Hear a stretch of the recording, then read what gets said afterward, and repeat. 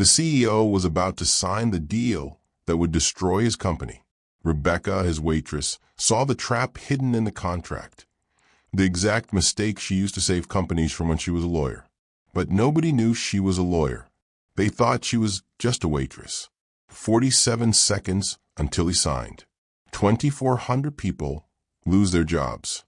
She had one impossible choice: stay quiet and keep her job, or speak up and risk everything.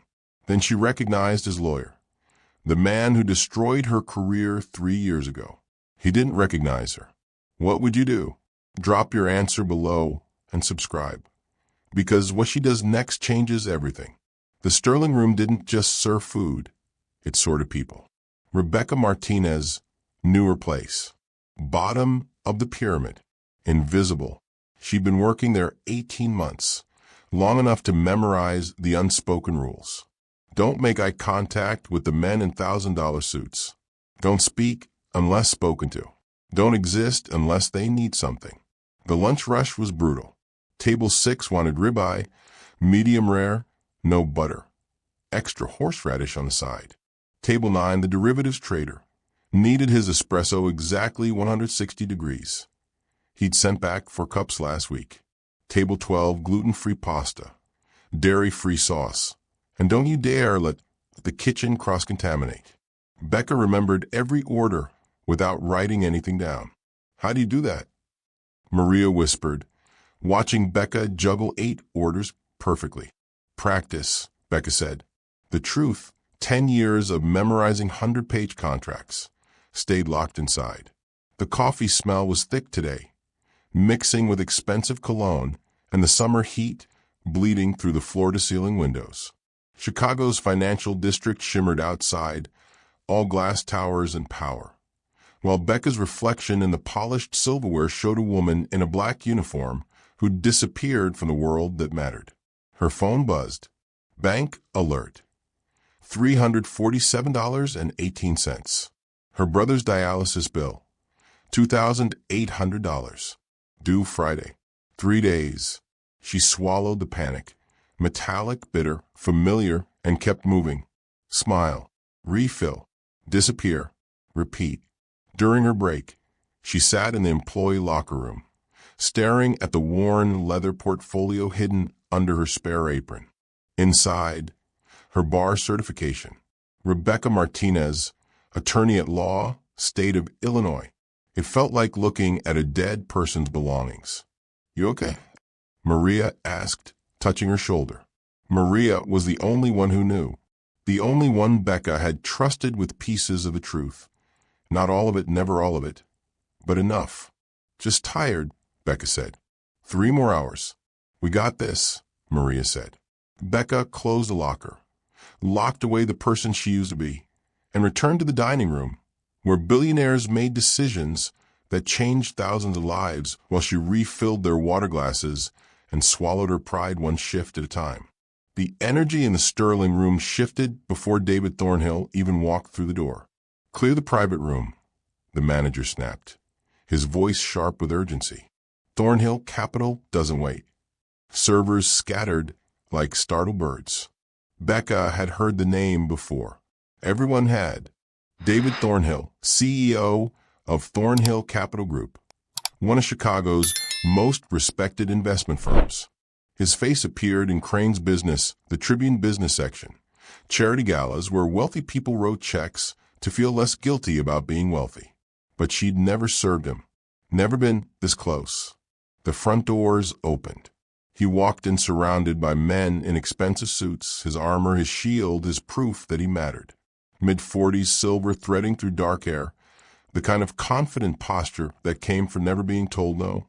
His suit probably cost more than Becca made in 3 months. The restaurant staff straightened, quieted, deferred. Mr. Thornhill, welcome back, the manager said, practically bowing.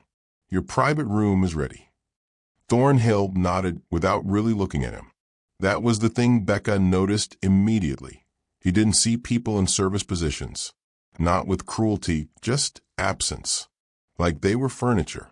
Functional. Forgettable. His entourage followed him toward the private dining room in the back. For men, expensive watches catching the light, briefcases that probably held documents worth millions. One man stood out. Tall, late 50s, steel gray hair combed back perfectly. His suit was darker than the others, almost black, tailored to intimidate. He walked half a step behind Thornhill but somehow commanded equal space. Richard Castellano. Becca's blood turned to ice. She knew that face, those cold eyes, that specific way he held his jaw when he was calculating how to destroy someone. 3 years vanished in an instant.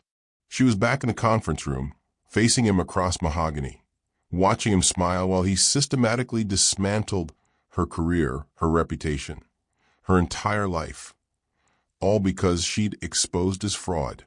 "You okay?" Maria whispered. Becca realized she'd stopped moving. Her hand gripped the water pitcher so hard her knuckles were white. "Fine," she managed. "I'm fine." But she wasn't. Castellano hadn't seen her. Why would he? She was a waitress, invisible, beneath his notice. 3 years ago, she'd been Rebecca Martinez, attorney at law, worth destroying. Now she was just Becca, the woman who refilled his coffee. "Becca, you're assigned to the private room," the manager said. "No. God, no." They requested immediate service. "Move," he snapped. She had no choice. As she approached the private dining room, she heard Thornhill's voice, surprisingly warm, asking his assistant, "Can the kitchen handle gluten-free? I know you've been dealing with that." "I'll be fine, Mr. Thornhill," the assistant said. "No, I'll ask." "We've got time," Thornhill insisted, flagging down another server with genuine concern in his voice. It was such a small moment, such a human moment. This man cared about his assistant's dietary restrictions, but walked past servers without acknowledgement. He wasn't evil, he was just blind. Blind to the people below his eye level. Blind to the hierarchy he swam in like water. And his most trusted advisor, the man sitting to his right, already spreading documents across the table, was the snake who'd struck before. Becca took a breath, steadied her hands, and entered the room. "Good afternoon, gentlemen," she said. Her voice calm despite the terror clawing up her throat. "Can I start you with water and coffee?" Castellano didn't even glance at her. Neither did Thornhill. She was invisible. Safe. For now. The emergency board meeting started at 2:13 p.m. Becca poured water with steady hands. Her presence in the room, so minimal she might as well have been a ghost. "We've got until 5 o'clock, Thornhill said, his voice tight with stress. "If we don't close this acquisition by end of business today, Meridian Industries goes to Blackstone Capital. $340 million. The numbers floated across the table as Becca moved between chairs, refilling coffee, clearing plates, becoming invisible. "The deal's solid," Castellano said, his voice smooth, confident. "I've reviewed every clause. Legal is airtight." One of the board members, a woman in her 60s with sharp eyes, frowned. "Richard, are we absolutely certain about the liquidation terms? I've seen acquisitions fall apart over technical clauses." "Martha, I've been doing this 30 years, Castellano said, his tone just dismissive enough to sting. "Trust me." Becca poured his coffee and felt 3 years of rage coil in her stomach. Trust him. The same words he'd used before he destroyed her. "Walk me through it one more time," Thornhill said, pulling the contract closer. "My father always said the devil's in the details." Your father was right, Becca thought, her eyes catching on the contract's open pages. She shouldn't look, shouldn't care. This wasn't her world anymore. But old habits die hard. Section 12.4c. Her blood stopped. Accelerated liquidation clause. Automatic trigger if quarterly revenue drops below 87% of projected threshold within first 6 months of acquisition. She knew this trap. She'd built her career dismantling these exact clauses. It looked harmless, buried on page 47, disguised as standard protective language for the seller. But Becca had read the financial blogs that morning.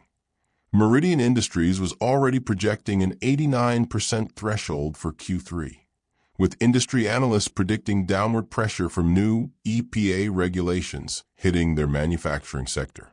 They'd miss the threshold, almost certainly, which meant automatic liquidation. Meridian's assets would be sold to cover the shortfall. Thornhill Capital would lose everything. The $340 million acquisition cost plus liquidation penalties that could hit $200 million more. $500 million. Gone. And 2,400 jobs. Meridian's entire workforce. Eliminated when the company was liquidated. Looks good, one board member said. I agree. Let's close this, another added. Thornhill picked up his pen. Becca's hand trembled as she poured water into the glass beside him. Drops splashed onto the mahogany table. Nobody noticed. 3 voices screamed in her head. Voice 1 survival. Don't you dare. You have $347 in your account. Your brother needs dialysis Friday. You need this job. Stay invisible. Stay safe. Let them make their own mistakes. Voice 2 justice. 2,400 people. 2,400 families. Kids who need their parents to have jobs. Mortgages. College funds. Lives. You can stop this. Voice 3 fear. Castellano is right there. If you speak, he'll recognize your voice, your expertise. He'll know, and he'll destroy you again. But worse this time because you're already at the bottom. There's nowhere left to fall. Thornhill's pen touched the signature line. Becca's fingers started tapping against her notepad, unconscious, automatic. Morse code, a habit from law school when she'd memorized case law, tapping out patterns to help her think. Section 12.4c. Liquidation, quarterly revenue, threshold breach, automatic trigger. The tapping accelerated. Her brother's face flashed in her mind, pale, exhausted, hooked to machines that kept him alive. Don't worry about me, Beck. You've done enough. But these families, these people she'd never meet, their kids. Thornhill's pen hovered. Any final concerns? He asked, giving the room one last chance. Silence. Castellano smiled. None. It's a clean deal. Clean. The word nearly made Becca laugh. Her body moved before her brain could stop it. Excuse me, she said. The room went quiet. 8 faces turned toward her, confused, annoyed that furniture had started speaking. Excuse me, Mr. Thornhill, Becca said again, her voice steadier than she felt. Before you sign that, you should know about Section 12.4c. Thornhill blinked. I'm sorry, what? Castellano's face drained of color so fast it was almost comical. Section 12.4c. Becca repeated, pointing to the page. The accelerated liquidation clause. It triggers automatically if Meridian's quarterly revenue drops below 87% of projected threshold within 6 months. I'm aware of that clause, Castellano said, his voice sharp as broken glass. It's standard protective language. It's a trap, Becca said, looking directly at Thornhill now, past all protocol, past invisibility. Meridian is projecting 89% for Q3, but with the new EPA regulations hitting their sector next month, every analyst expects downward pressure. They'll miss that threshold. When they do, automatic liquidation triggers. You won't just lose the $340 million acquisition cost. You'll face liquidation penalties, probably $200 million more. The room was dead silent.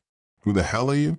Martha asked, her sharp eyes now locked on Becca with something that looked like respect. Thornhill stared at her, pen frozen midair. How does a waitress? No merger and acquisition law. Becca's heart hammered against her ribs. Castellano stood up slowly, recognition finally dawning on his face. His eyes narrowed, scanning her features, landing on her name tag. Rebecca, he said quietly. Too quietly. Rebecca Martinez. Oh, God. He knew. The explosion was immediate. Get her out, Castellano snapped, his voice cutting through the shocked silence. Now, the restaurant manager appeared in the doorway like he'd been summoned by demon magic. Is there a problem? Your server just disrupted a confidential business meeting, Castellano said, his lawyer voice activating. Cold, precise, lethal. She's eavesdropped on privileged information and attempted to sabotage a legal transaction. I want her removed immediately. I'll be filing a complaint with your corporate office for breach of client confidentiality. Sir, I wasn't eavesdropping, Becca started, but the manager grabbed her arm. Outside. Now, he hissed. Wait, Thornhill said, holding up one hand. His eyes hadn't left Becca's face. I want to hear what she has to say. David, she's a waitress making wild accusations to get attention, Castellano said. But something in his voice had shifted. Fear. Actual fear. Don't let her waste your time. If it's such a waste of time, Richard, why are you so eager to get rid of her? Martha asked, her sharp eyes moving between Castellano and Becca like she was watching a chess match. Thornhill gestured to the manager. Let her go. The manager released Becca's arm, but stayed close, radiating disapproval. Explain, Thornhill said, simply. How do you know this? Becca's mind raced. Tell the truth, lose everything. Lie, and 2,400 people pay the price. I read a lot, she said carefully. Business news, legal blogs. The EPA regulations passed last month are already affecting manufacturing projections across the sector. Meridian's Q3 estimates were published before the regulations were finalized. Their analysts are predicting revisions downward. It wasn't a lie, but it wasn't the whole truth. That's publicly available information, one board member asked. Yes, sir. If you check the industry analysis from Goldman Sachs published yesterday, they're projecting an average 4% downward revision for companies in Meridian sector, Becca said. She watched their faces change, doubt creeping in. Richard, did you review the Q3 projections against current regulations? Martha asked. Of course I did, Castellano said, but his jaw was clenched. The projections are solid. But are they current? Thornhill asked, his voice quiet, dangerous. Did you account for the EPA changes? Silence. I need to make a phone call, one board member said, already pulling out his cell. This is absurd, Castellano said, his control slipping.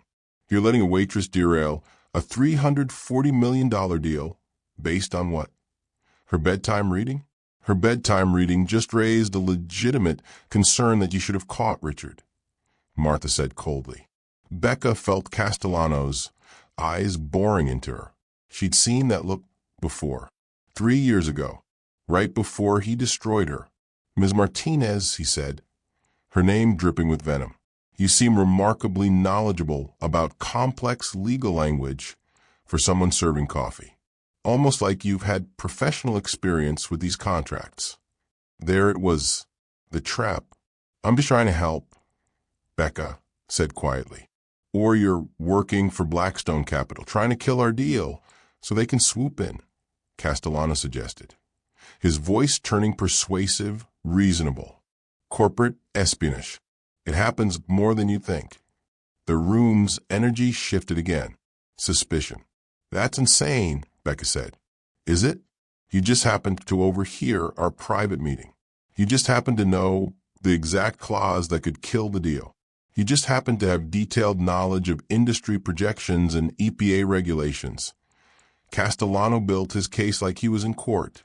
Mr. Thornhill, I strongly recommend we have security escort her out and contact the authorities. I'm not working for anyone, Becca said, panic rising. I'm trying to save you from making a catastrophic mistake. Why would you care? Thornhill asked, genuinely curious now. You don't know me. You don't work for my company. Why risk your job to warn me? Because 2,400 people need you to be smart enough to listen, Becca thought. Because it's the right thing to do, she said simply. Castellano laughed, cruel, dismissive. The right thing. How noble.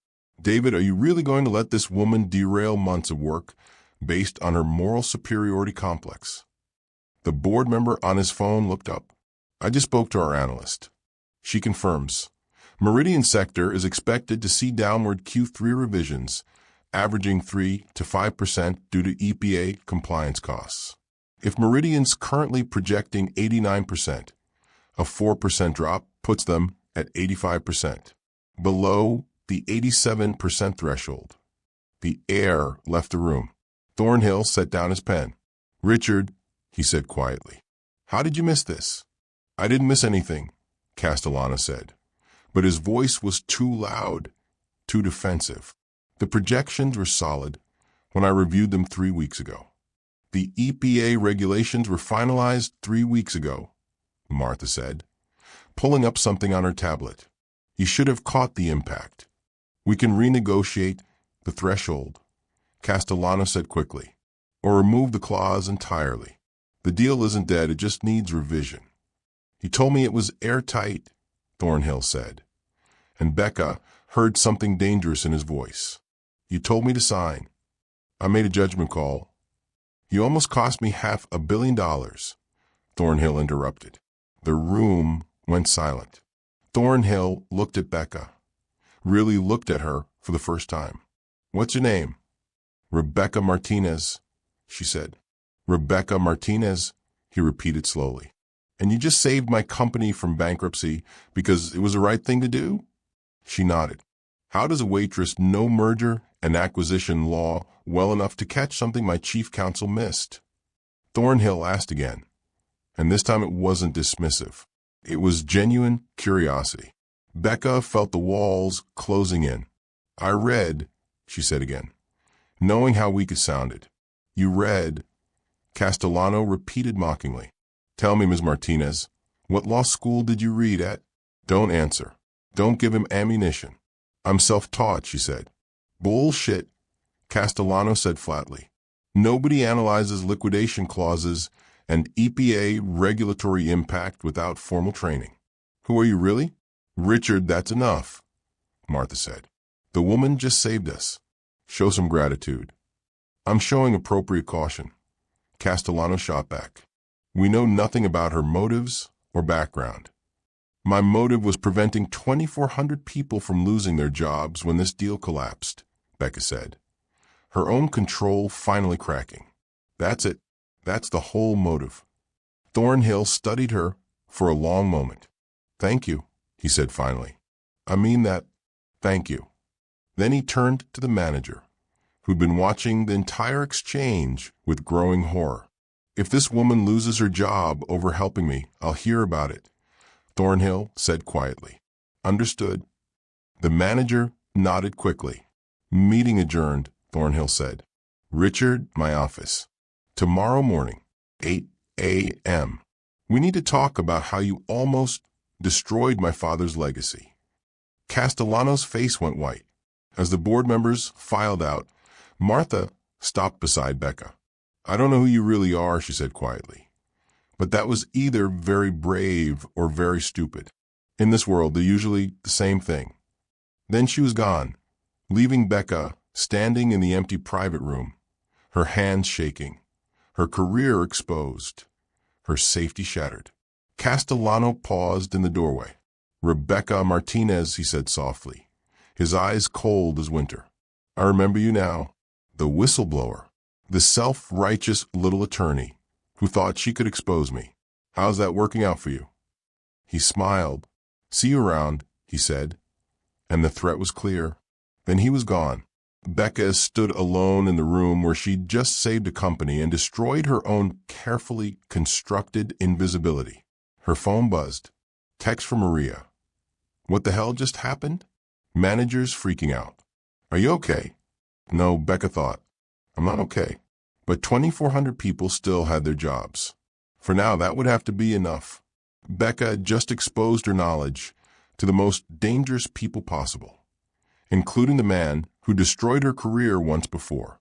Would you have stayed silent or spoken up? Drop your answer below and subscribe, because what happens in the next 10 minutes will make you question everything about power and justice. Castellano knows who she is now, and he's coming for her. The phone call came Tuesday morning. Rebecca, we're placing you on administrative leave pending investigation, the restaurant's HR director said. Her voice flat, corporate, carefully neutral. Investigation into what?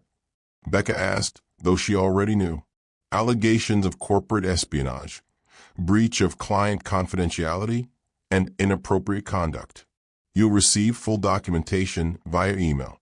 Do not contact any current employees or return to the premises.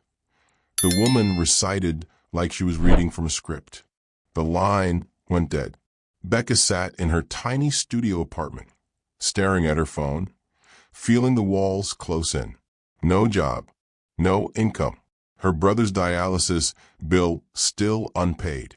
And Castellano knew exactly who she was. She'd won the battle and lost the war. Her phone buzzed. Text from Maria. They're saying you were working for competitors. Nobody believes it. I'm so sorry. Then another text from a number she didn't recognize. Ms. Martinez, this is Jonathan Pierce. We worked together briefly at Hartman and Associates before you left. Can we meet? It's urgent. Java Cup on Michigan Avenue, 2 p.m.? Jonathan Pierce. She remembered him. Junior associate, brilliant researcher, quiet guy who kept his head down. What could he possibly want? She met him at the coffee shop, tucked into a corner booth where the afternoon crowd wouldn't overhear. I heard what happened at the Sterling Room, Jonathan said quietly. Word travels fast in legal circles. I'm sure does, Becca said bitterly. Let me guess. Castellano's version where I'm a corporate spy? Actually, the version where you caught a fatal contract flaw his team missed. Jonathan corrected. Some people are asking questions. That surprised her. Why are you here, Jonathan? He leaned forward, his voice dropping. Because I've been tracking Castellano for 2 years, ever since he pushed out my mentor on fabricated ethics charges.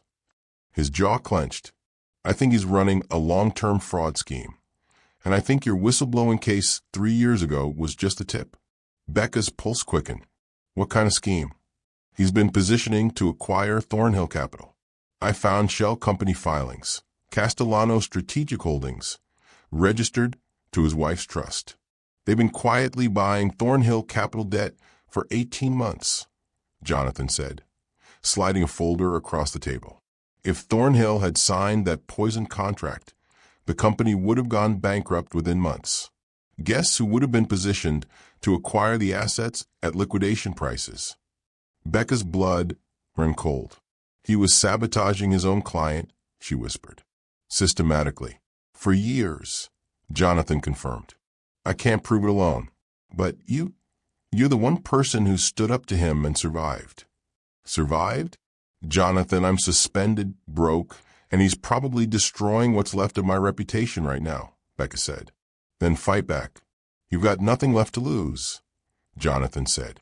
I can get you documentation, but I can't be the public face. I've got a family, kids. I can't risk what you've already lost. The words stung, but they were true. After Jonathan left, Becca sat in the coffee shop, staring at the folder. Excuse me, dear, is this seat taken? An elderly man stood beside her booth, early 70s kind eyes, expensive but understated suit. She recognized him. He came to the Sterling Room every Thursday, always ordered the salmon, always left generous tips, always said please and thank you. It's yours, Becca said. I thought that was you, he said, sitting down. Forgive an old man's nosiness, but I was at the Sterling Room last week.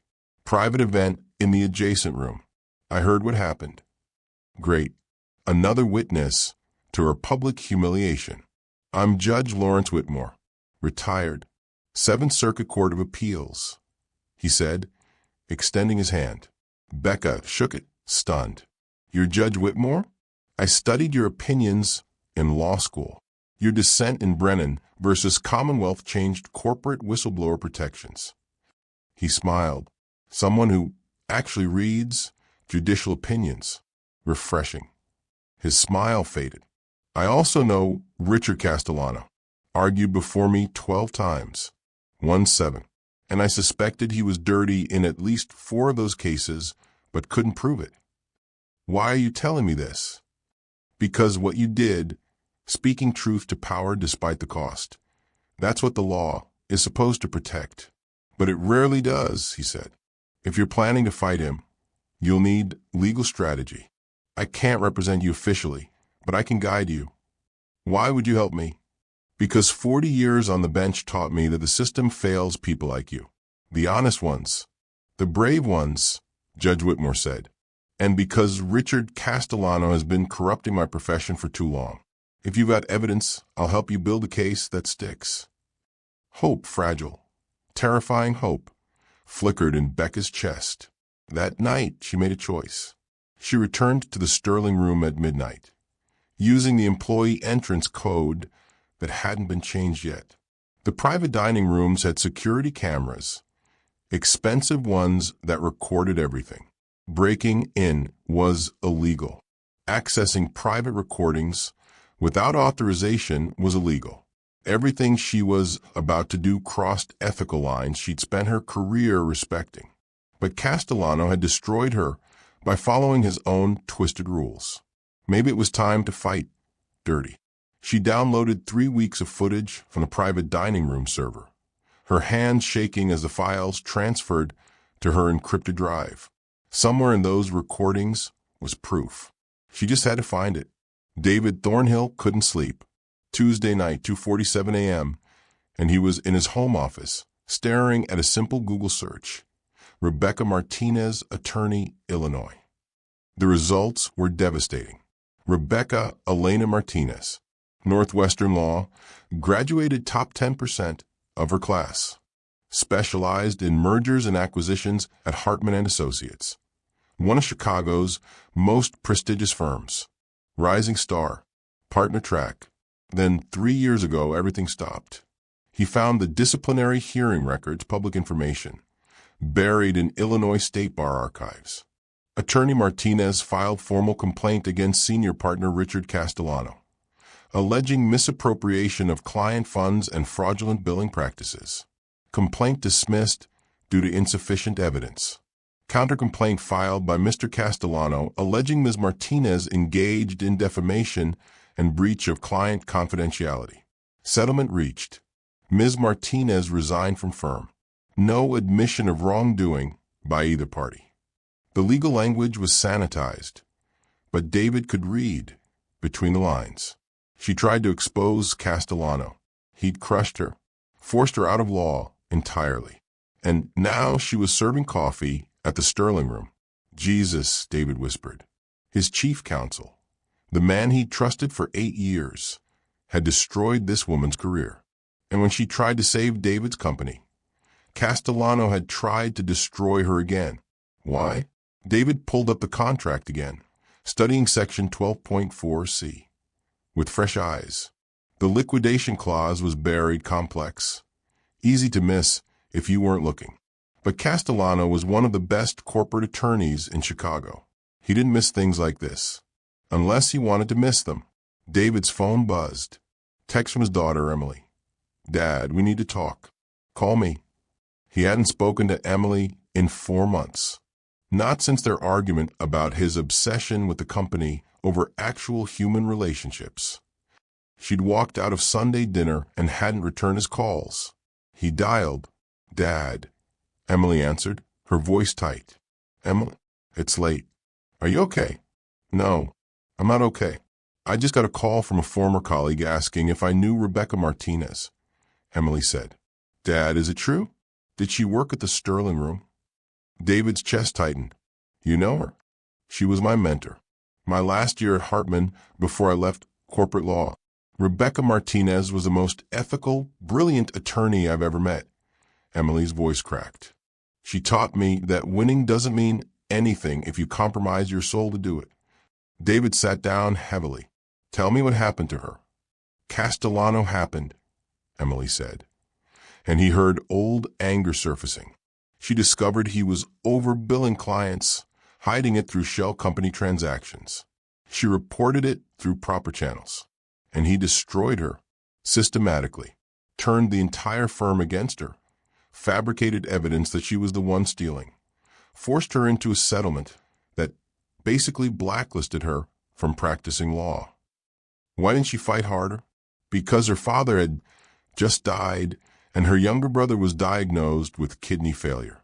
She couldn't afford a legal battle that might take years, Emily said. So she took the settlement, gave up her career, and disappeared. I tried to find her afterward, but she wouldn't return my calls. I think she was ashamed. David felt sick. Dad, if Rebecca showed up at your company, she tried to help you. Please tell me you listened, Emily said quietly. She saved us from a catastrophic contract, David admitted. Caught a clause Castellano missed. Silence on the line. He didn't miss it, Emily said finally. Dad, you need to understand something about Castellano. He doesn't make mistakes. He makes strategic decisions that look like mistakes. The implication hung in the air. You think you wanted me to sign a bad contract? I think you need to ask yourself why your most trusted advisor has been pushing aggressive deals that consistently put the company at risk, Emily said. I think you need to ask yourself why he reacted so violently when someone exposed a flaw. And I think you need to remember what Grandpa always said. Their father, Thomas Thornhill Sr., who'd built Thornhill Capital on integrity, who died 5 years ago, leaving David terrified he'd fail the legacy. Trust is earned through consistency, not titles. David quoted his father's favorite phrase. Castellano has a title. Rebecca had consistency, Emily said. She risked everything to save your company and she didn't even know you. What does that tell you? After they hung up, David sat in his office until sunrise, pulling every deal Castellano had advised on for the past 3 years. The pattern emerged slowly, then all at once. Aggressive acquisitions with complex clauses, tight deadlines that prevented proper review, deals that put the company at higher risk than necessary. And behind it all, one question David couldn't shake. What was Castellano really after? He picked up his phone and called his head of security. I need a full background investigation. Everything. I don't care what it costs, David said. Who's the target, sir? David took a breath. Richard Castellano. Friday night. The Sterling Room glittered like a stage set for the wealthy. Investors filled the main dining room. Champagne flowing, press photographers positioned strategically near the podium where Thornhill would announce the successful Meridian Industries acquisition. Renegotiated, contract revised, crisis averted. Becca wasn't supposed to be there. She was suspended, banned, finished. But she'd received a text from an unknown number that afternoon. Castellano planning public attack tonight. Be there, or he wins by default. Judge W. So she came, wearing the one professional suit she still owned from her attorney days, slightly outdated, but it still fit. She walked through the front doors like she belonged, like she hadn't spent 18 months invisible in this building. The hostess didn't even recognize her. The dining room hummed with power and money. Becca spotted Thornhill near the bar, looking exhausted but relieved. His daughter, Emily, stood beside him, and for a moment, Becca's breath caught. Emily, her former mentee, here. Then she saw Castellano, working the room with practiced charm, shaking hands, smiling that shark smile. He saw her. His smile froze for half a second before reassembling itself. Ladies and gentlemen, the MC announced, please take your seats.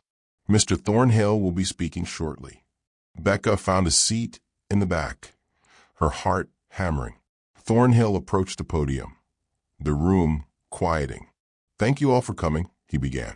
Tonight, I'm pleased to announce that Thornhill Capital has successfully acquired Meridian Industries, a deal that will create 300 new jobs and strengthen our manufacturing portfolio. Applause rippled through the room.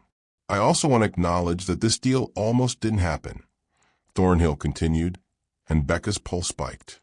A critical contract flaw was brought to my attention at the last moment by someone with exceptional expertise. Castellano's jaw tightened visibly. Before I continue, I'd like to address a serious matter, Castellano said, standing abruptly, his voice carrying across the room. David, I must insist we handle this privately. No, Richard. I think transparency is important, Thornhill said, his tone cooling. Please sit down. Castellano remained standing. Ladies and gentlemen, Castellano said, addressing the room directly. I apologize for the interruption, but I have a duty to inform you of a serious security breach that occurred during our acquisition process. The room went silent. A former attorney, Rebecca Martinez, who was working as service staff at this restaurant, engaged in corporate espionage by eavesdropping on confidential business discussions, Castellano said, his voice calm, authoritative, devastating. She then attempted to sabotage our acquisition by raising false concerns about the contract, likely in the employ of our competitors. Murmurs spread through the crowd. Becca felt every eye in the room searching for her. That's a lie, she said, standing up, her voice shaking but clear. The room turned toward her like a single organism. Camera flashes exploded. Ms. Martinez, Castellano said with mock surprise. How interesting that you'd show up tonight, despite being terminated and banned from this premises. Almost like you're stalking my client. I'm here because you're about to lie about what really happened, Becca said, walking toward the front of the room, forcing herself to breathe. And I have proof. Proof of what? Your corporate espionage. Castellano scoffed, playing to the crowd. You were fired for cause, Ms. Martinez. You're desperate, unemployed, and apparently willing to disrupt private events to get attention. I was fired because I exposed the truth about you 3 years ago, and you destroyed my career, Becca said, her voice rising. And you tried to do it again when I saved Mr. Thornhill from the poisoned contract you deliberately pushed. Poison contract? Castellano laughed. I made a minor oversight regarding regulatory impact. Hardly deliberate. It wasn't minor. It would have bankrupted Thornhill Capital within 6 months, Becca said, which is exactly what you wanted, because you're positioning to acquire the company through your shell corporation. The room erupted. That's an insane accusation, Castellano snarled, his composure cracking. Castellano Strategic Holdings, registered to your wife's family trust, has been acquiring Thornhill Capital debt for 18 months, Becca said, pulling documents from her bag. Public filings, all legal, but when combined with your sabotage of this deal, it shows a pattern. Security, remove this woman immediately, Castellano demanded. 2 security guards approached Becca. Wait, Thornhill said, his voice cutting through the chaos. Let her speak. Castellano's face went white. Rebecca Martinez is a disbarred attorney, Castellano started. I was never disbarred, Becca interrupted, pulling out her bar certification card. I'm an attorney in good standing with the Illinois State Bar. I resigned from Hartman and Associates under duress after you fabricated evidence against me when I reported your overbilling scheme. Fabricated, that's defamation, Castellano said, but his voice had lost its power. Then sue me, Richard. I welcome discovery, Becca said, and she saw fear flicker across his face. Judge Whitmore stood from his seat near the front. I'm Judge Lawrence Whitmore, 7th Circuit, retired. I've reviewed Ms. Martinez's documentation. Her allegations warrant investigation. The room's energy shifted. Investors started pulling out phones, photographing documents. Press photographers pushed forward. This is absurd, Castellano said, his voice rising. David, are you going to let this disgraced attorney destroy our relationship over conspiracy theories? I'm going to let her present her evidence, Thornhill said quietly. Because my daughter just told me Rebecca Martinez was the most ethical attorney she ever met. And my daughter doesn't lie. Emily stepped forward. I was Rebecca's mentee at Hartman and Associates. I watched Richard Castellano systematically destroy her career when she tried to expose his fraud. And I watched the firm protect him because he made the money. Emily, you're biased, Castellano said dismissively. I'm a former federal prosecutor who left corporate law because of people like you. Emily shot back. Don't talk to me about bias. Becca seized the moment. I have security footage from this restaurant's private dining rooms. Castellano's face drained of color completely. 3 weeks of footage showing Mr. Castellano's private conversations. Becca continued, including one from 2 weeks ago where he discussed deliberately hiding the EPA regulatory impact from the board, where he said, and I quote, "Once Thornhill signs the deal and it collapses, we can acquire the whole company at bankruptcy prices. Nobody will suspect it was intentional." The silence was deafening. That footage was obtained illegally, Castellano said, his voice shaking. Inadmissible in any court. Maybe in a criminal trial, Judge Whitmore said. But in a civil case? In a state bar investigation? It's certainly relevant. You have nothing, Castellano said, but he was sweating now, his carefully maintained composure crumbling. I have your voice on recording, Richard. I have the Shell Company documents. I have testimony from 3 former Hartman associates willing to corroborate your fraud pattern, Becca said, and she watched him break in real time. His hand trembled as he reached for his water glass. David, we can discuss this privately, Castellano said, his voice desperate now. These allegations are true, Thornhill interrupted. I had my security team investigate you. They found the shell companies, the debt acquisition, the pattern of risky deals you've pushed for 3 years. His voice was ice. You weren't just failing to catch flaws, Richard. You were creating them. Castellano looked around the room. Investors backing away, press recording everything. His world collapsing. I built this firm, he said, his voice cracking. I made you successful. You tried to destroy me, Thornhill said. And you would have succeeded if Rebecca hadn't risked everything to stop you. See you in federal court, Richard, Becca said quietly, echoing his threat from days ago. The room erupted in noise. Investors demanding answers, press shouting questions, security trying to restore order. Castellano stood frozen, his hand trembling as he set down his water glass, his entire empire crumbling around him. The metallic taste of victory mixed with fear on Becca's tongue as cold air from the open doors washed over the scene. She'd done it. She'd exposed him, and she had absolutely no idea what came next. The victory lasted exactly 18 hours. Saturday morning, Becca woke to 73 missed calls, 12 from reporters, 21 from private numbers, 40 from debt collectors. Her brother's dialysis center, payment bounced. Final notice, her landlord, eviction proceedings initiated for 3 months unpaid rent. Her bank, account overdrawn, negative $127.43. And one email from a law firm she didn't recognize. Settlement offer, confidential. She opened it with shaking hands. Ms. Martinez, on behalf of our client, we offer the following settlement. $50,000 payment in exchange for your signature on a non-disclosure agreement regarding all matters involving Richard Castellano and Thornhill Capital. Offer expires in 48 hours. $50,000. Her brother's treatment, her rent, her survival.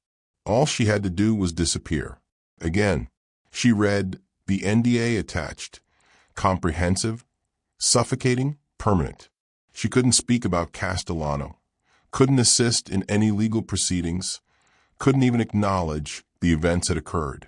It was a gag order wrapped in a check. Her phone rang. Maria. Becca, oh my God, are you okay? It's everywhere. CNN, Tribune, every business site, Maria said, her voice breathless. I don't know, Becca admitted, staring at the settlement offer. Did you see the Chicago legal news this morning? Castellano's firm released a statement saying you obtained private footage illegally, that you're facing criminal charges for trespassing and theft, Maria said. They're destroying you. Becca's stomach twisted. But there's something else, Maria continued. Something I should have told you days ago. What? Remember Tuesday when Castellano threatened me? Told me stay away from you or I'd lose my job. Maria's voice shook. I recorded it. The whole conversation. He said, Becca. He said he'd bury that waitress like I buried her career. Those exact words. Hope flickered. Maria, can you send me that recording? Already did. Check your email. After they hung up, Becca listened to the recording 3 times. Castellano's voice unmistakable. You tell Rebecca Martinez to back off, or I'll bury her like I buried her career 3 years ago. She got lucky once. She won't get lucky twice. It was evidence. Real, usable evidence of his malice, his pattern of destruction. But Becca was so tired. She sat in her tiny apartment, studio for 100 square feet, pipes that rattled, heat that worked sometimes, and felt the weight of 3 years crash over her. Her phone buzzed. Text from the dialysis center. Ms. Martinez, without payment by Monday, we cannot continue your brother's treatment. She looked at the settlement offer again. $50,000. Her brother's life. All she had to do was stay silent. Her father's voice echoed in her memory. Miguel Martinez had been a janitor at Northwestern University for 37 years. Every night, he cleaned the law school where Becca would eventually study. Every penny he saved went toward her education. Mija, he'd say in Spanish, switching to English when he got emotional. In this country, they judge you by your last name, your accent, your job. But knowledge, they cannot take from you. He never finished high school, came to America at 17 with nothing, worked 3 jobs to bring Becca's mother over. They sacrificed everything so Becca could be the first Martinez to graduate college, the first to attend law school, the first to matter in the eyes of people who'd always looked through her father like he was invisible. When Becca passed the bar exam, Miguel cried, actual tears streaming down his weathered face. You made it, Mija. You're somebody now. 3 years later, when she tried to expose Castellano's fraud, when everything fell apart, Miguel held her while she sobbed. You did the right thing, he said. Sometimes the right thing costs everything. But you can live without a career. You cannot live without your soul. He died 6 months later. Heart attack. While cleaning the same law school hallways where he dreamed his daughter into existence. His last words to her, whispered in his hospital bed. Promise me something, Mija. Promise me you'll never stop fighting for truth. Even when it costs you. Especially when it costs you. That's what makes you somebody. Not the job, not the title. The courage to stand. She'd promised. And then her brother Carlos got sick. Kidney failure. Genetic condition. Needed dialysis 3 times a week. Needed a transplant that cost hundreds of thousands of dollars. Becca took the first job she could find. Serving coffee to the same kind of people who destroyed her career. She swallowed her pride every single day, became invisible, disappeared into the background. But she'd kept her promise to her father. When she saw injustice at that table, when she saw Thornhill about to be destroyed by Castellano's greed, she couldn't stay silent, even though it cost her. Again, the memory faded, leaving Becca alone in her apartment, staring at the settlement offer. She opened her father's old storage box, kept under her bed, the one thing she'd never sold. Inside, his janitor's badge, her law school acceptance letter, photographs. One photo stopped her cold. Her father younger, standing next to another man at some kind of charity event. The banner behind them read, Northwestern Community Scholarship Fund. The man beside her father was Thomas Thornhill Sr. She flipped the photo over. Her father's handwriting. Met Mr. Thornhill today. He funded 5 janitor kids' college scholarships. Good man. Treats people like people. 1997. Becca's hands trembled. Her father had known David's father. The company she'd saved was built by a man who'd treated her father with dignity, who'd funded scholarships for children of janitors, who'd seen the invisible people. Thomas Thornhill Sr. had built that company on integrity, and Castellano was trying to steal it through corruption. The settlement offer sat on her table, promising survival. Her father's promise echoed in her heart, demanding courage. Becca picked up her phone and typed an email. To whom it may concern, I decline your settlement offer. I will be cooperating fully with all investigations into Richard Castellano's conduct. Regards, Rebecca Martinez, attorney at law. She hit send before she could change her mind. Then she called Judge Whitmore. Judge, it's Rebecca Martinez. I'm ready to fight. Whatever it takes, she said. Good, he said. Because we've got work to do. She spent the rest of the weekend in her apartment, surviving on ramen and coffee, building a case that could end Castellano's career permanently. Sunday night, her brother called. Beck, the dialysis center says. His voice was weak, frightened. I know, Carlos. I'm handling it, she said, though she had no idea how. Maybe you should take the money, he said quietly. I don't want to be the reason you destroy yourself again. You're not the reason. You're never the reason, Becca said, tears burning her eyes. Dad made me promise to fight for truth. I'm keeping that promise. He'd be proud of you, Carlos whispered. He'd be proud of both of us, Becca said.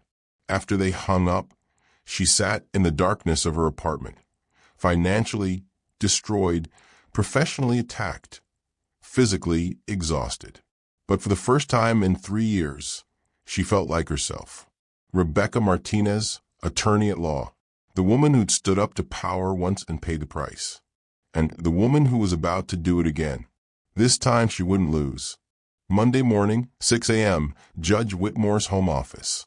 Becca sat across from the retired judge, Maria, beside her. Both women clutching coffee like lifelines. Let me be clear about what you're up against, Judge Whitmore said, spreading documents across his desk. Richard Castellano has resources, connections, and 3 decades of legal experience. He'll come at you with everything. I know, Becca said. No, you don't, the judge said gently. Friday night was the opening salvo. Now he'll use the legal system itself as a weapon. Criminal charges for the security footage, civil suits for defamation, bar complaints questioning your ethics. Then how do we win? We don't fight his fight. We build an airtight case and deliver it to people who can actually hold him accountable. The SEC, the State Bar, and the U.S. Attorney's Office, Judge Whitmore said. Maria leaned forward. I have the recording of him threatening me. That proves he's trying to silence witnesses. It's a start, the judge said. But we need more. We need to prove a pattern spanning years, not just this incident. Becca's phone buzzed. Email from Jonathan Pierce. Found something. Called me. She excused herself and called. Becca, I've been digging into Castellano's old cases, Jonathan said, his voice urgent. I found 7 former clients who suffered unexpected financial losses right after Castellano handled their acquisitions. Every single one involved complex liquidation clauses similar to the Thornhill deal. He's done this before, Becca breathed. Multiple times. And here's the kicker. 3 of those companies were later acquired by shell corporations traceable to Castellano's network, Jonathan said. This isn't just fraud. It's systematic predation. Can we get the former clients to testify? 2 are dead. 3 settled with NDAs. But 2 are willing to talk. They never signed confidentiality agreements, Jonathan said. I'll send you their contact information. When Becca returned to the office, Judge Whitmore was on his phone, his expression grim. That was a colleague at the State Bar, he said after hanging up. Castellano filed an emergency ethics complaint against you this morning. Alleges you illegally obtained private recordings and violated attorney-client privilege. But I'm not his attorney. I never was, Becca protested. Doesn't matter. It's a harassment tactic.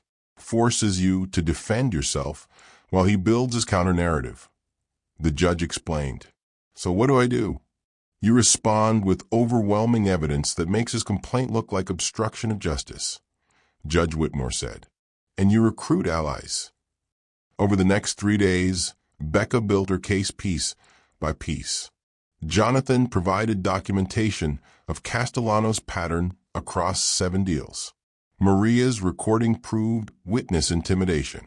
Becca's own security footage, though obtained illegally, showed Castellano's deliberate sabotage. But they needed more.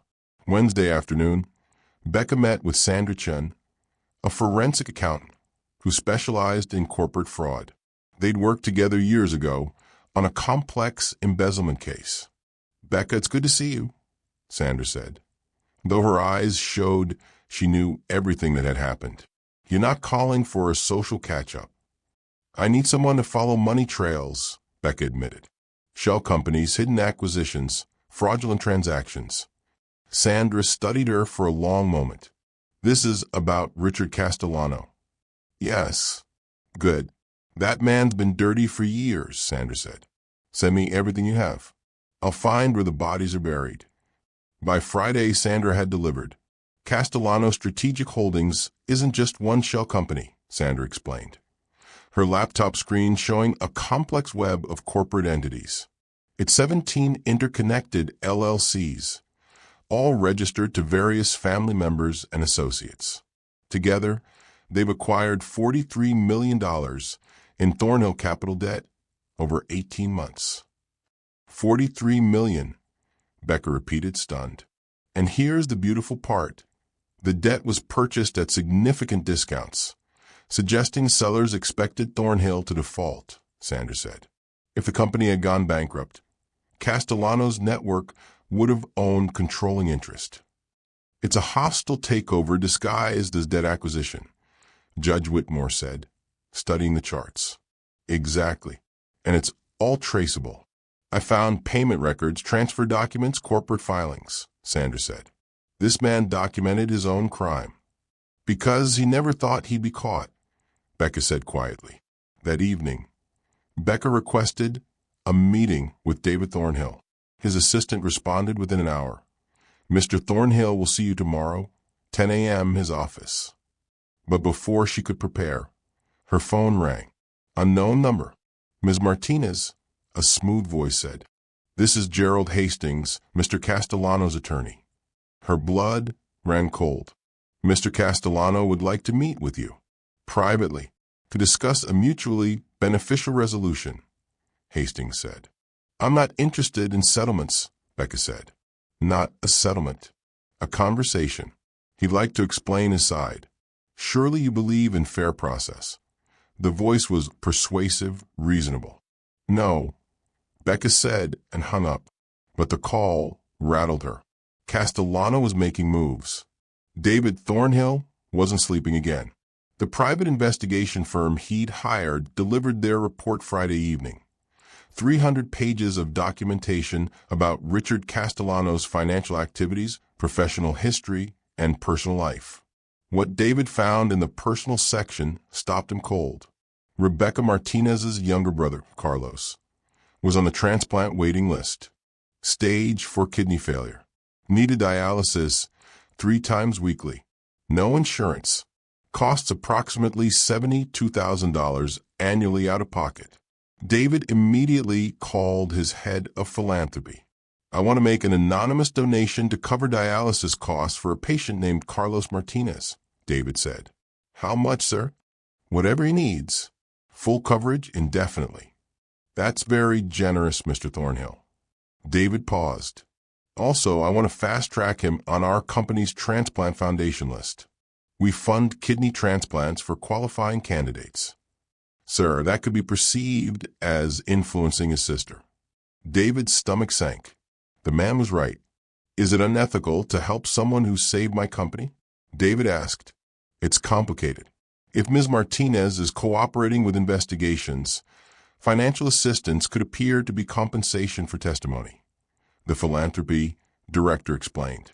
David set down the phone, frustrated. He wanted to help Rebecca. She'd lost everything helping him. But every move he made seemed to create new, ethical complications. His daughter, Emily, entered his office without knocking. "Dad, we need to talk," she said. "Emily, it's late." "You're planning to pay for Carlos Martinez's medical bills," she interrupted. "How did you?" "Because I know you, and because it's exactly what Grandpa would have done," Emily said. But Dad, you can't. Why not?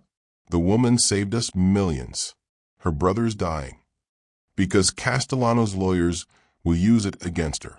They'll claim she fabricated evidence for financial gain. Emily said gently, every dollar you give her becomes ammunition. David felt helpless.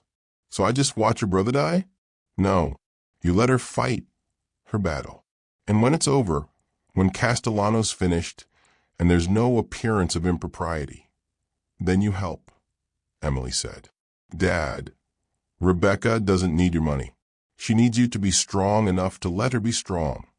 That doesn't feel like enough, David admitted. It never does. But sometimes the right thing feels terrible, Emily said. And David heard his father's wisdom in his daughter's words. After Emily left, David stared at the investigation report. He'd been wrong about so much. Wrong to trust Castellano blindly. Wrong to ignore the people working beneath his notice. Wrong to value deal-making over integrity. His father had built Thornhill Capital on simple principles. Treat people fairly, value truth. Do right even when it costs you. David had almost lost all of it by forgetting those principles. Tomorrow, he'd meet with Rebecca Martinez, and he'd tell her the truth, that she'd reminded him what his father's company was supposed to stand for. But tonight, he made a different call. Board of Directors emergency meeting, he told his assistant. Tomorrow morning, 8 a.m., before my meeting with Ms. Martinez. What's the agenda, sir? Termination of Richard Castellano for cause. Becca's built a case with evidence, witnesses, and documentation spanning 7 years of Castellano's fraud. But he has resources, connections, and he's fighting back with everything he's got. Who do you think wins this battle? Drop your prediction below and subscribe right now, because the next 15 minutes contain 3 revelations that will completely reframe everything you've heard. You think you know who the real villain is? You think you understand what Castellano was really after? You're not ready for what comes next. Hit that subscribe button so YouTube doesn't hide the ending from you. Saturday morning, 10 a.m. Becca walked into Thornhill Capital headquarters with Judge Whitmore beside her, her worn leather portfolio clutched in her hands. The boardroom was packed. All 7 board members, David Thornhill at the head of the table and Richard Castellano sitting across from him, perfectly composed. Ms. Martinez, thank you for coming, Thornhill said, gesturing to empty chairs. Please sit. Castellano's eyes tracked her every movement, cold and calculating. Before we begin, Thornhill said, I want to state for the record that this is an internal investigation into allegations of professional misconduct. Mr. Castellano, you have the right to legal representation. I don't need representation for baseless accusations, Castellano said smoothly. Then let's review the evidence, Judge Whitmore said, opening his briefcase. Mr. Castellano, are you familiar with Castellano Strategic Holdings? Becca asked, sliding documents across the table. His jaw tightened. It's my wife's investment entity. Perfectly legal. A network of 17 shell companies that acquired $43 million in Thornhill Capital debt over 18 months, Becca said. All purchased at discounted rates, suggesting the sellers expected default. Martha, the sharp-eyed board member, leaned forward. Richard, you told us our debt position was solid. It is solid, Castellano said, but sweat appeared on his forehead. You were positioning to acquire this company through bankruptcy, Becca continued.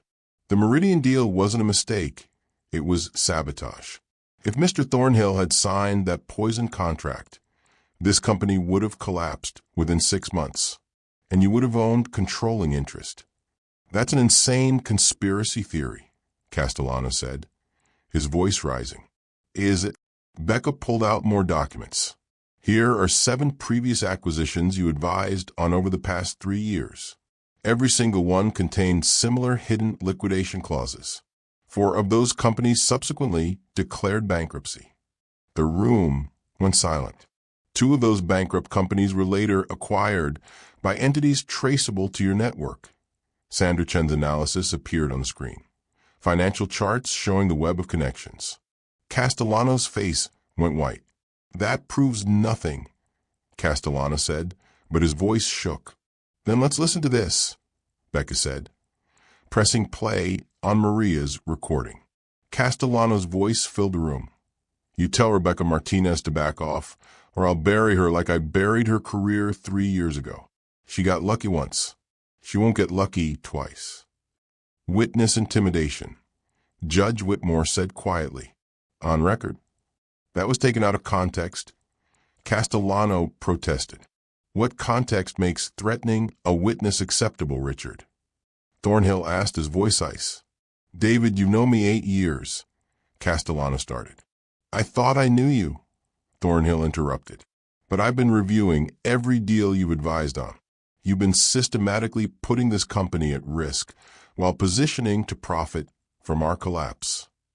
This is about her, Castellano pointed at Becca, his composure cracking completely. She's been out to destroy me for 3 years. She fabricated evidence, manipulated you. I have security footage from the Sterling room, Becca said quietly, from your private conversation 2 weeks ago. Castellano's face drained of all color. Where you discussed hiding the EPA regulatory impact from a board, where you said, and I quote, once Thornhill signs and it collapses, we acquire the company at bankruptcy prices. Nobody will suspect it was intentional, Becca said. The silence was deafening. The footage was obtained illegally, Castellano whispered. But the words are yours, Thornhill said, standing slowly. You tried to destroy my father's company. The boardroom doors opened. Emily Thornhill walked in, carrying a document box. I'm sorry I'm late, she said. I was at the federal courthouse retrieving these. She set the box on the table, pulling out files. This is the original evidence from Rebecca's whistleblowing case 3 years ago. The evidence Mr. Castellano claimed was destroyed, Emily said.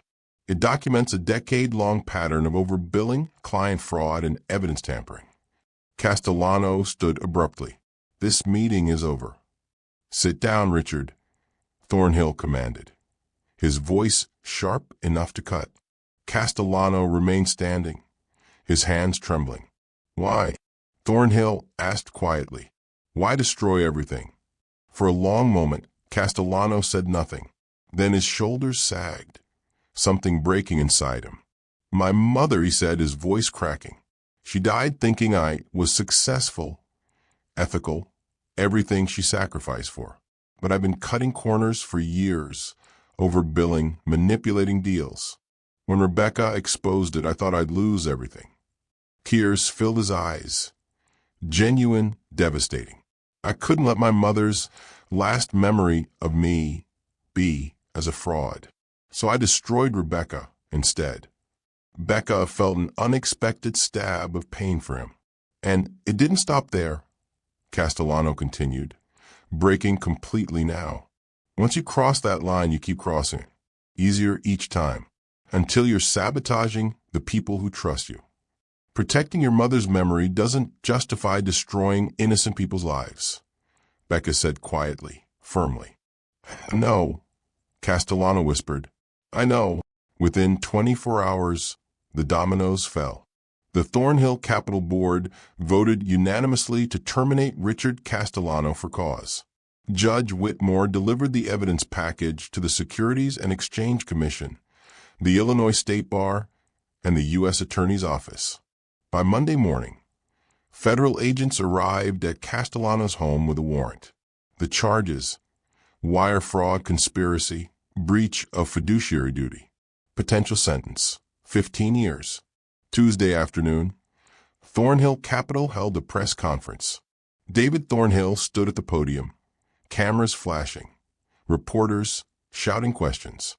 3 weeks ago, this company nearly made a catastrophic mistake, Thornhill began.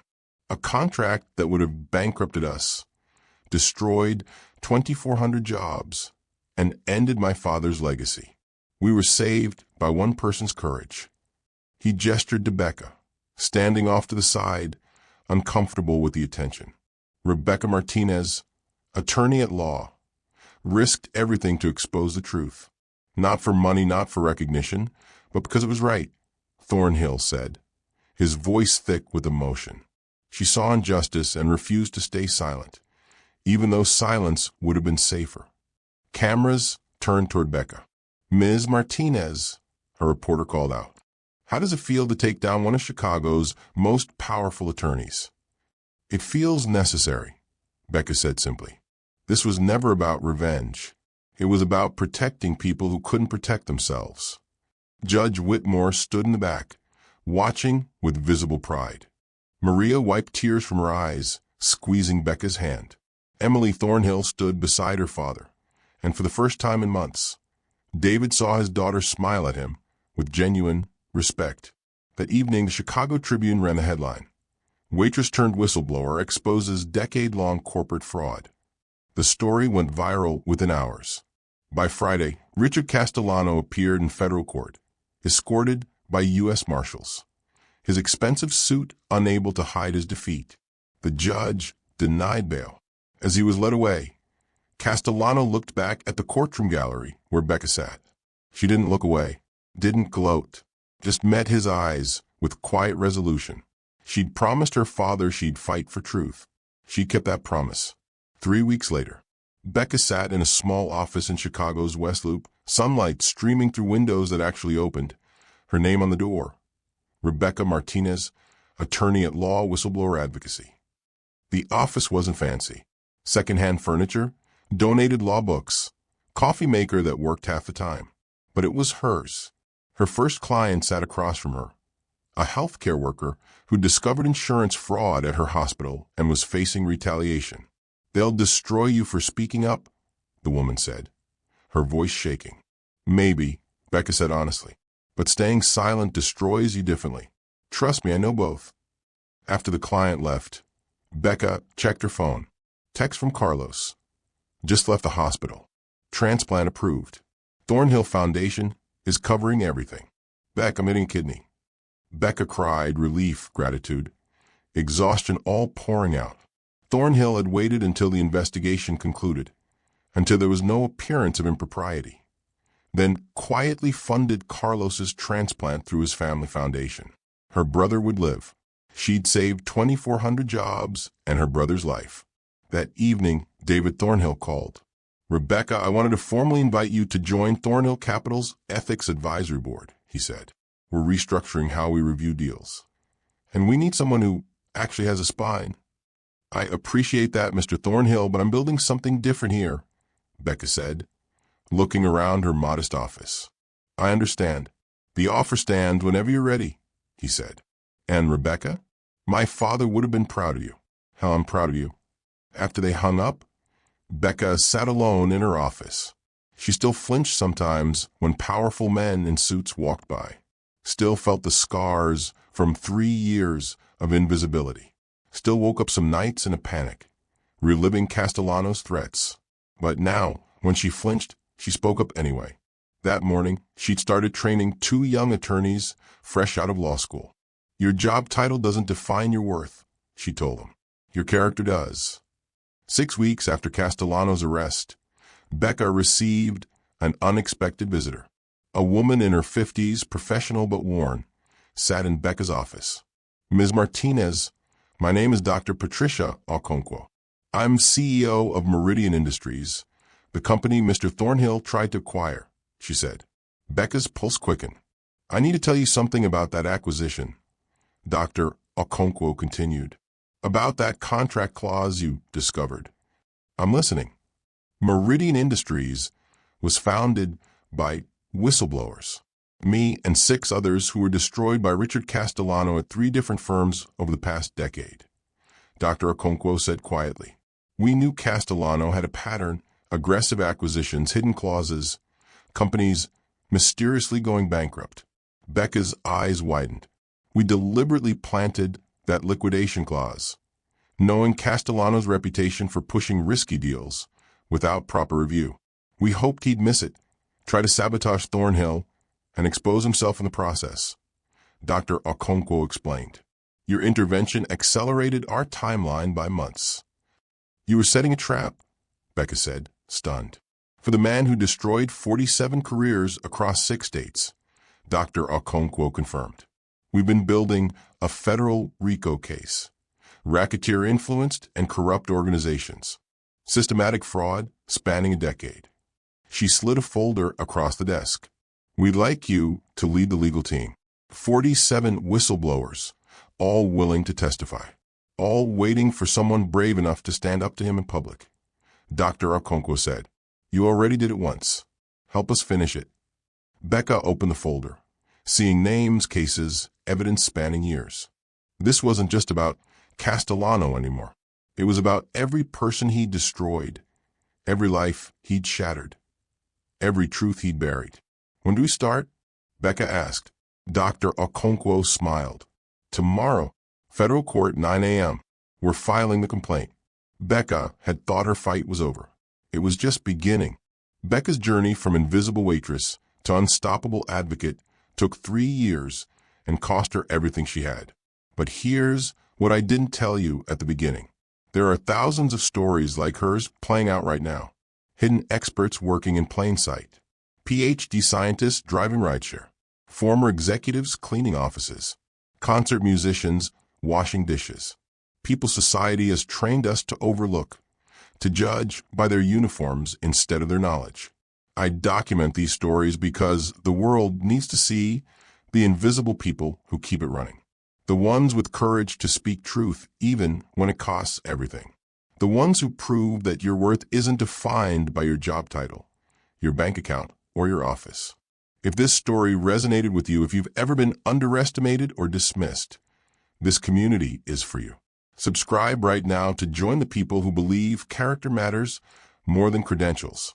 Drop a comment below. What hidden expertise do you have that would shock people who only see your job title? I read every single comment. Your story might be next. Hit that subscribe button. Let's make the invisible visible together. 6 months later, Rebecca Martinez stood before a federal judge, arguing the RICO case on behalf of 47 whistleblowers. In the gallery, David Thornhill sat beside his daughter Emily, both watching with pride. Across town, Richard Castellano taught business law to inmates at a minimum security facility, beginning the long road to redemption. That evening, Becca returned to the Sterling room, not as a server, but as a guest. Maria served her with a huge smile, the role reversal filling both women with quiet joy. Becca's worn leather portfolio sat on the table, now filled with cases of people she was defending.